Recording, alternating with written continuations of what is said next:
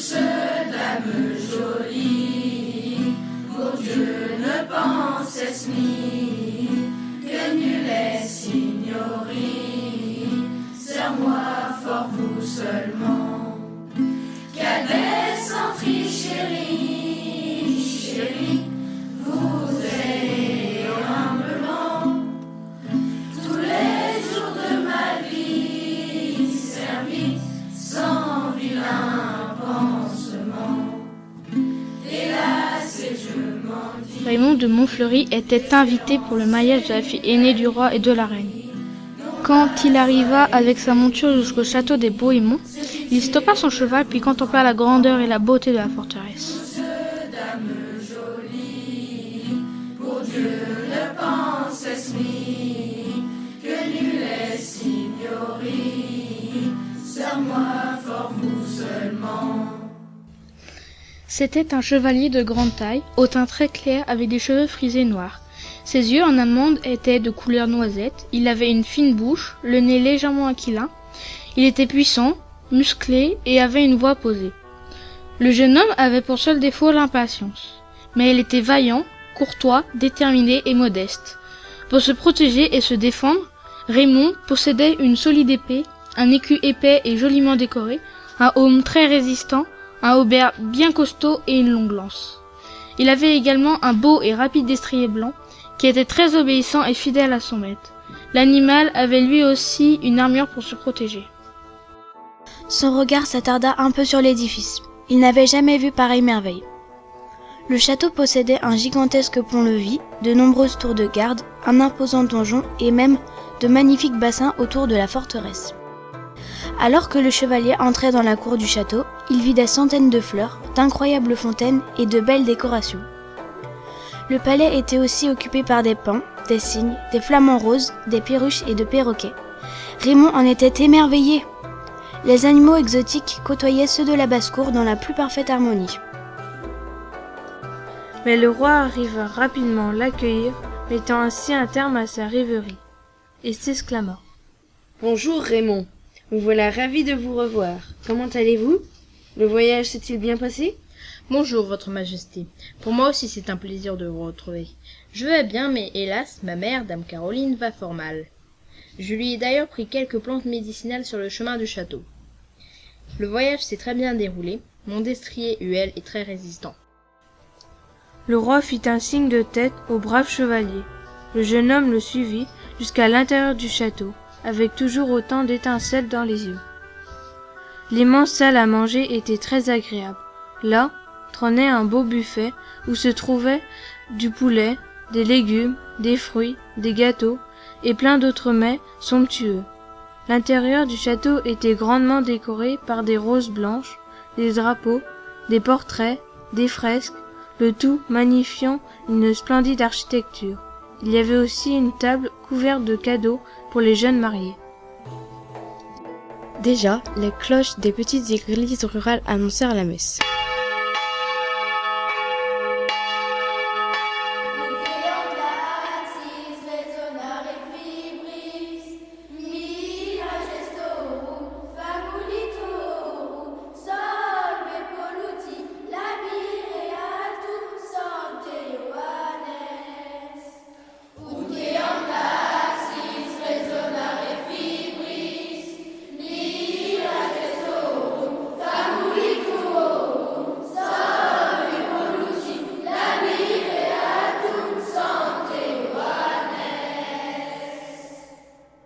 Tout paraissait si calme.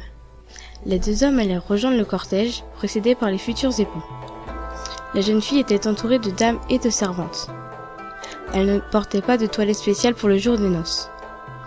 La fiancée avait seulement revêtu ses plus riches et plus beaux habits. Mais, pour ce jour solennel, elle se réjouissait d'être belle.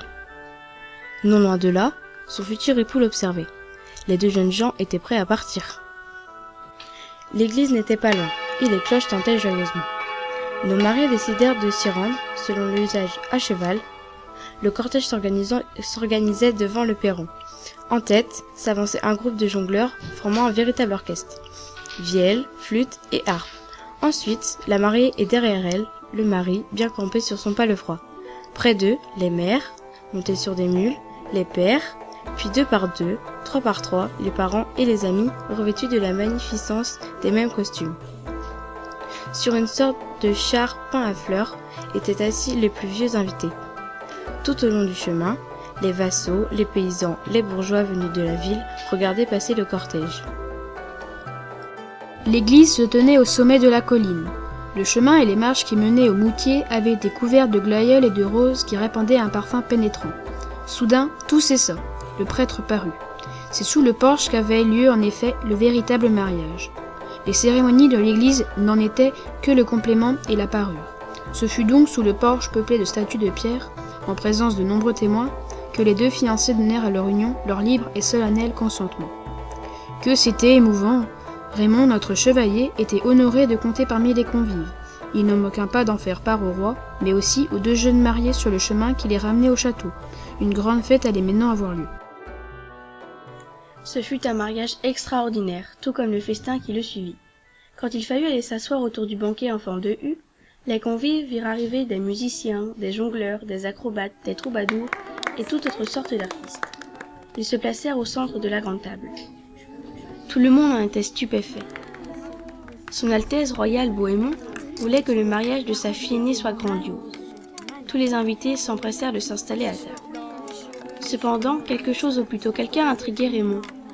Ce personnage avait un air très étrange, de petits yeux, une grande bouche, une taille réduite et un teint foncé. Mais le plus étonnant dans tout cela, c'est qu'il avait l'air de préparer un mystérieux projet.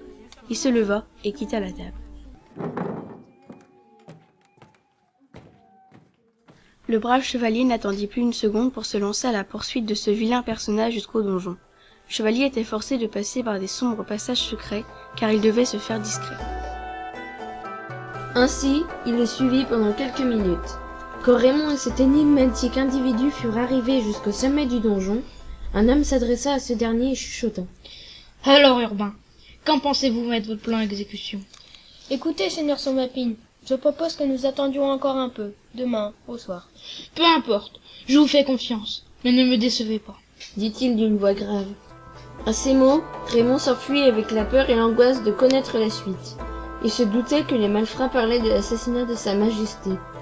Le jeune homme se rendit au château secondaire du roi Bohémond pour le prévenir du complot qui le menaçait.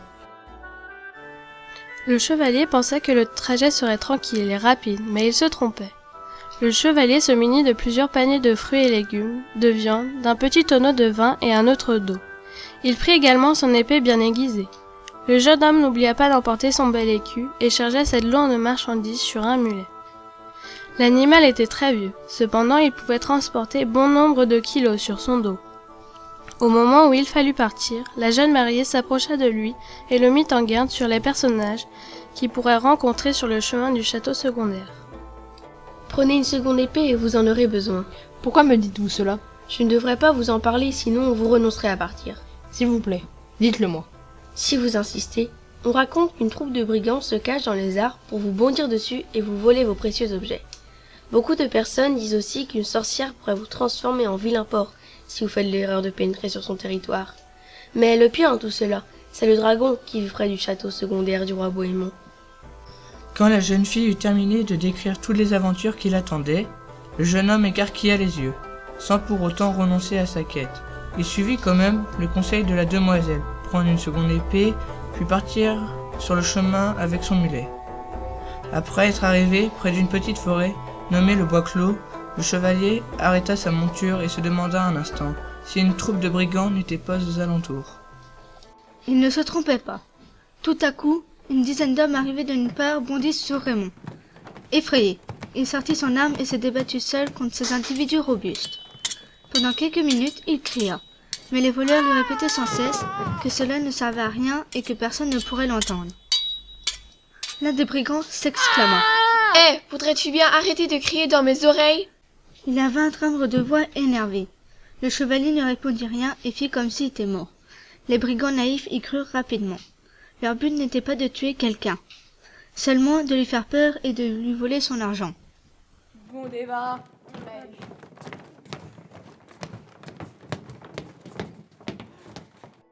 À cet instant, ils prirent la décision de s'en aller, laissant pour mort le chevalier.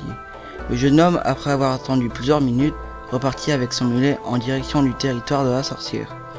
Quand Raymond et son mulet furent arrivés, non loin de là, près d'un vaste étang appelé étang de Priziac, ils aperçurent une petite chaumière fort accueillante. Le brave chevalier attacha son mulet à un arbre. Mort de fatigue, le champion ne pensa pas que cette maisonnette pouvait être celle de l'horrible sorcière. Il y entra tout de même et vit un grand chaudron, un lit, une table et une sorcière. La créature enfourcha son balai et n'oublia pas sa baguette magique. Raymond s'empressa de sortir de la maison. La sorcière l'interpella. « Hé, toi, que fais-tu là ?» Le chevalier courut aussi vite qu'il le put. Mais hélas, sa lourde armure le ralentissait. Il tomba violemment contre le sol. L'effroyable créature était prête à être transformée en porc. Lorsque le mulet arracha la corde qu'il attachait à l'arbre, puis s'avança vite vers la sorcière. Il lui mit un terrible coup de sabot à la tête.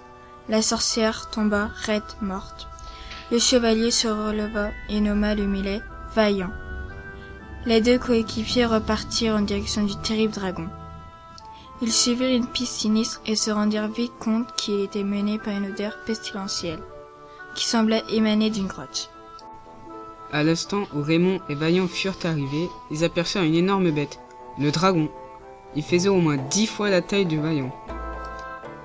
Le monstre s'approcha du chevalier et le bouscula avec sa grande queue. Le gentilhomme recula d'un pas et attrapa ses deux épées. L'homme et la bête commencèrent à se battre. Il y eut des coups violents d'épée, des morsures, un écu brisé et même un œil arraché par le chevalier. Mais tout cela ne suffisait pas pour tuer le dragon. Raymond, risquant sa vie, monta sur le cou du dragon. En maintenant bien ses deux épées, il s'écria « Qu'on lui tranche la tête !» Et la tête de la bête roula à terre. À ces mots, le chevalier descendit du corps du monstre et essuya ses mains couvertes de sang. Raymond repartit avec son âne vers le château secondaire du roi. Après plusieurs jours de marche dans les forêts, Raymond et Vaillant furent arrivés au château du monarque. Le chevalier était si heureux de se trouver devant la forteresse qu'il en embrassa les remparts. Cependant, le moment n'était pas venu de se réjouir autant. Il fallait encore combattre le seigneur Sombrépine et son affreux coéquipier, lui aussi arrivé dans le château fort. Les deux hommes lancèrent un regard foudroyant à Raymond, mais le seigneur Bohémond arriva rapidement pour mettre fin à cette discussion silencieuse. Le chevalier avait aperçu une petite dague cachée sous la cape du seigneur Sombrépine. On pouvait en deviner son utilité. Tuer le roi Bohémond. Raymond n'attendit plus une seconde pour aller lui en parler. Le chevalier l'interpella discrètement. « Majesté, pourrais-je vous parler un instant, bien que vous soyez fatigué ?» Qu'avez-vous à me dire de si important ? Je voulais vous informer qu'un complot a été monté contre vous par le seigneur Sombrépine et son domestique nommé Urbain. Je n'en connais malheureusement pas la raison, mais il veut vous tuer. Bouche bée, le roi lui répondit. Je vous remercie d'avoir franchi toutes ces péripéties pour venir m'en parler. Puis-je vous demander de vous occuper personnellement de ces messieurs ? Mais ne les tuez pas. Faites simplement un combat pour que le seigneur Sombrépine avoue sa trahison envers moi et demandez-lui pourquoi souhaite-t-il ma mort. Je vous fais entièrement confiance, dit-il d'une voix rassurante. Raymond prit son épée et s'en alla voir le sombre seigneur pour lui proposer un combat amical. Le seigneur accepta. Plus les minutes passaient, plus l'affront devint terrible. Mais le chevalier était plus robuste et avait de meilleures capacités à encaisser les coups. Il possédait de nombreuses techniques de frappe. Raymond mit à terre Sombrépine et s'écria. Avouez votre intention de tuer le roi ou bien c'en est fini de vous.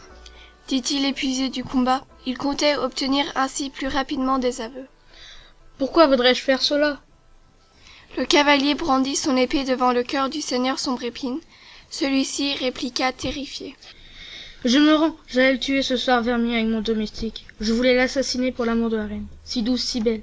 Réfléchissez, nous tuons le roi, son Altesse est très triste, donc je vais la consoler, et enfin, elle tombe amoureuse de moi car je suis fidèle et courtois envers elle. C'était le plan parfait. Le chevalier n'en croyait pas ses oreilles. Il décida de faire venir la reine et le roi Bohémond pour décider du sort qui attendait le rebelle Sombrépine et son domestique. Ils prirent la décision de les laisser repartir dans leur château, à condition qu'ils ne reviennent plus jamais sur les terres du royaume. En l'honneur du brave chevalier Raymond et de Vaillant son mulet, le seigneur et la reine organisèrent une grande fête.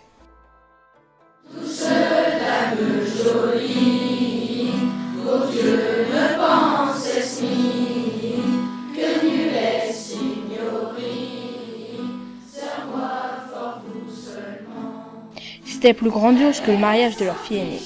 Il fallait bien cela pour les remercier de leur bravoure.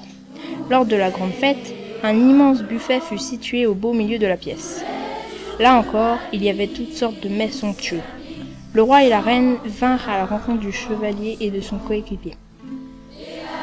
Le couple royal fit arrêter la musique des troubadours, les balles des jongleurs et les paroles des poètes. Le silence régnait et tous les convives étaient impatients. Ils les remercièrent tout d'abord. Le roi prit délicatement la main de Raymond et y posa une bourse de pièces d'or. Mais surtout, il lui proposa la plus jeune de ses filles à marier. N'oublions pas la récompense de Vaillant, qui ne fut qu'autre qu'un gros sac de carottes. Le temps passa et le chevalier resta vivre au château avec sa tendre épouse. Quant au mulet, il repartit galoper dans les champs.